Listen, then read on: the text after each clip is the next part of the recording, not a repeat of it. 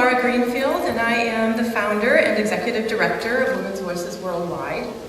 Women's Voices Worldwide is a nonprofit organization located right here in Northampton, and our mission is to promote social justice around the globe by educating women and girls to be academic, professional, and civic life. Our vision, thank you. Our vision is a world transformed by the complete personal, social, and political liberation of every woman. For this work to happen, women must come to recognize their value and to develop courage to speak their truths. And all people, regardless of our gender identities, must learn to listen, to really radically listen across our differences and act ethically in response to what we hear. This shared responsibility is what brings us together for the celebration of speech today. We started this event 3 years ago to mark International Women's Day by providing ourselves and the community with an education that is conspicuously withheld from us in most of our schools, in most media, and in many of our public discourses. In our daily lives, most of us encounter mention of only a small, limited list of extraordinary women leaders. Extraordinary, but nevertheless limited. Susan B. Anthony, Rosa Parks, Hillary Clinton, Malala Yousafzai. Women such as these must be celebrated, but what about the countless others whose historic testimony and advocacy and courage and sacrifice have shaped our world? What about Angelina Grimke? How many people here know who Angelina Grimke is? Some. Okay. She was born in 1805. She defied her entire southern slave-holding family to tour the United States, speaking on behalf of abolition. So when do we get to learn about her? What about Kishida Toshiko? Who knows Kishida Toshiko? She was born in Japan in 1863. She unapologetically gave a public speech denouncing the educational and professional oppression of women in her country, despite the jail sentence that awaited her when she was finished for speaking without a permit and criticizing the government. When do we get to learn about her? What about Fannie Lou Hamer? Who knows Fannie Lou Hamer? More hands. Born in Mississippi in 1917, she fought heroically for African American civil rights and refused to stay silent despite the horrific acts of violence perpetrated against her as a result. When do we get to learn about her? Who knows Elvira Arellano? Nobody. She was a single mom living in the United States who in 2006 courageously defied her own deportation orders to Mexico in order to become a voice on behalf of immigration reform. When do we get to learn about her? What about Manal al-Sharif? Anyone? All right. She's a Saudi woman who just a few years ago defied her country's ban on women driving by posting a video on YouTube of herself driving while simultaneously talking about women's rights. When do we get to learn about her? Kavita Krishnan, anyone? Outspoken anti-rape activist who just 2 years ago led a march of students and protesters right to the front steps of the Chief Delhi Minister's house, demanding the government of India take action to create change. When do we get to learn about her? Tawakkol Karman, anyone? 2007, just 28 years old, mobilized an entire national uprising in her home country of Yemen as part of the Arab Spring. When do we get to learn about her? What about Severn Suzuki? Anyone? A 12-year-old from Canada who got up the nerve to speak at the United Nations and demand that adults take responsibility for caring for the environment that the children stand to inherit. Or Charlotte Alderbran, a girl of the same age who didn't have access to the UN, but nevertheless went to a rally in her hometown to protest the killing of children in the Iraq War. When do our daughters get to learn about her? When we're taught about only a small list of these untouchable heroines, the notion of a powerful woman assumes this impoverished role as a mythical creature in our fantasy lives. We don't learn that these extraordinary women are us. We don't learn that the same everyday women the same heroic women. We don't learn that we are them, that we have it within ourselves to speak up and to transform the world. So we need to know these stories. We need them because they provide us with an understanding of our history. They remind us we're not alone and we're not crazy for recognizing injustices. They give us a mirror to see ourselves. We can see ourselves in them and imagine ourselves speaking and acting boldly. They give us a model for what courage looks like so we can move forward with greater purpose and confidence and conviction. They implicitly give us permission to value ourselves. Now, it's easy, I hope, for most of us to get on board with what I've said so far. But here's where it gets more difficult. And here's where I urge you to embrace some of the necessary discomfort that may come along with it, if you're not uncomfortable already. It's easy to get swept up in excitement about a seemingly common experience or purpose.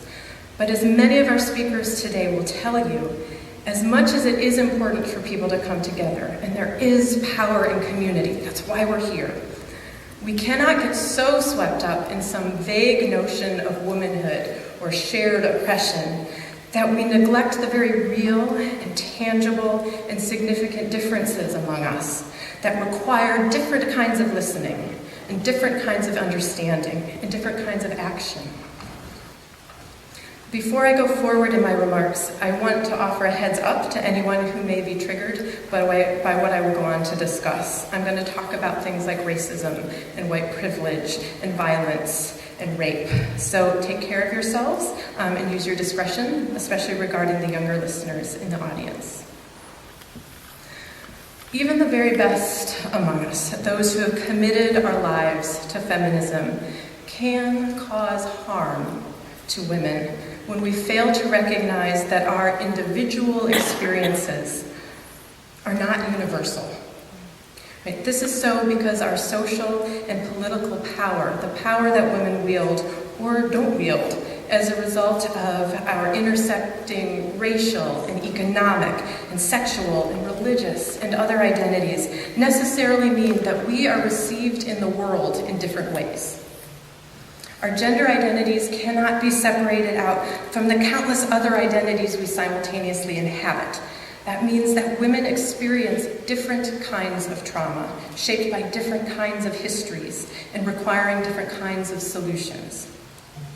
What I'm talking about here is, for example, the deep-seated racism made visible in moments such as the historic 1913 Women's Suffrage March on Washington, led by the celebrated white feminist Alice Paul, when white suffragettes refused to march alongside black women marchers. I'm talking about the racist iterations of feminism that in this instance was manifest in the ways that many middle-class white people of the day embraced women's suffrage because they believed that the enfranchisement of white women would neutralize the black vote.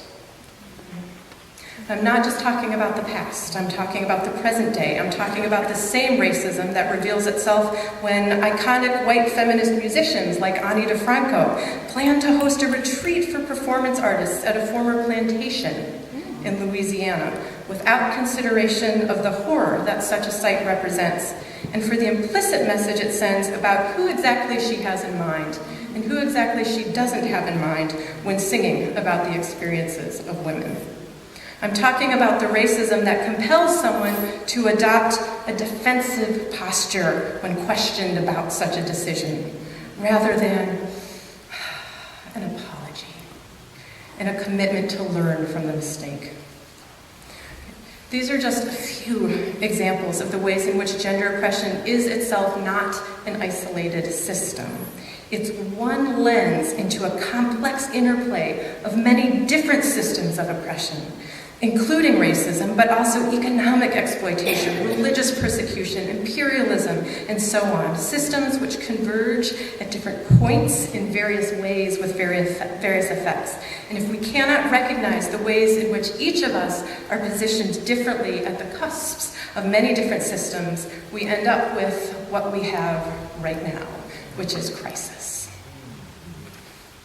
So when influential people like Sheryl Sandberg, who is the CEO of Facebook, and she recently published a best-selling book called Lean In, when she offers what's called feminist advice for what's really an exclusive group of women to succeed at the highest ranks of America's Fortune 500 companies, we cannot passively accept her critique and advice as though it describes the nature of oppression for every woman, or even most women across the globe. Her particular form of feminism isn't everyone's feminism. This isn't about bashing Sheryl Sandberg. We honor her and her efforts as we honor every human being who is seeking to make positive change. But we cannot let her story, or anyone's particular story, dominate the conversation and define feminism for everyone. Did you know that 80% of the women and girls who travel undocumented across the US-Mexico border are raped during their journey by their travel companions, the US officials who exploit their vulnerability? 80%. A feminism that focuses only on middle and upper class white women's US citizens' strategies for negotiating multi-million-dollar contracts doesn't exactly do much for the 6-year-old who's sexually assaulted as she flees with her mother to the United States in hopes of escaping the violence looming at home. There are feminisms that understand and work to transform that kind of atrocity, and we need to listen to those feminisms.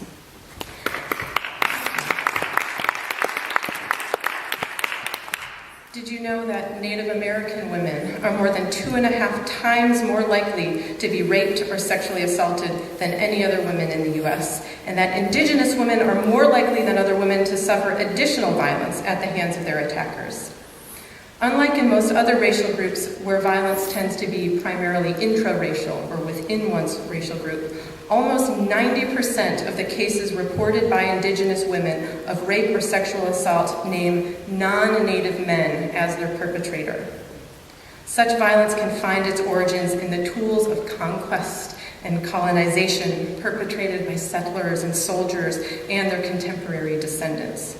There are feminisms that work to understand and transform that kind of atrocity, and we need to listen to those feminisms. Did you know that trans women of color are targeted by violence to a greater degree than any other single population in the United States? Can you imagine what happens to a trans woman of color who is, as is too often the case, attacked on the streets and then convicted of assault as a result of defending herself against her perpetrators? Can you imagine what happens when the injustice system fails to recognize her as a woman and instead sends her to a men's maximum security prison? There are feminisms that understand and that seek to transform that kind of atrocity, and we need to listen to those feminisms. So our celebration of speech today is intended to explore the question, what is feminism? Importantly, through this marathon community gathering, we hope to practice and model what it means for people to come together to speak and listen courageously across our differences. The mainstream political discourse that dominates our televisions teaches a form of communication centered on finger-pointing and name-calling and ear-closing. But today we practice and model what it means to vehemently disagree and even get downright angry, and yet honor each other.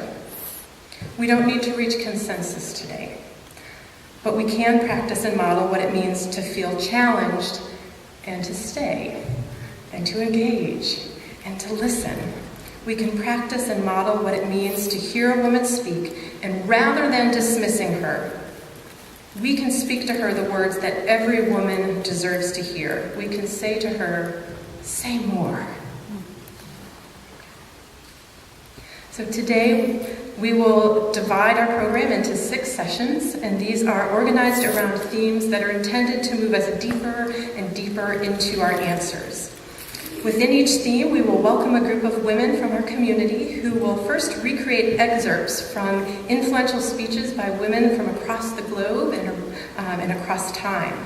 We will then hear original speeches by local women and girls both winners of our speech competition as well as invited community leaders.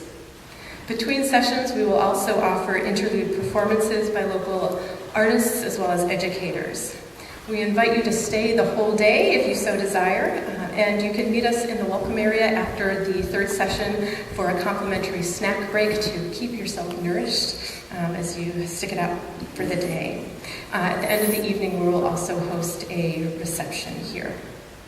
So on behalf of the entire Celebration of Speech leadership team, Maggie Balmer, Bonnie Diamond, Serena Harris, Ruth Uchiyama, Caroline Kanena, Jocelyn Cuffey, and Isadora Germain, we welcome you.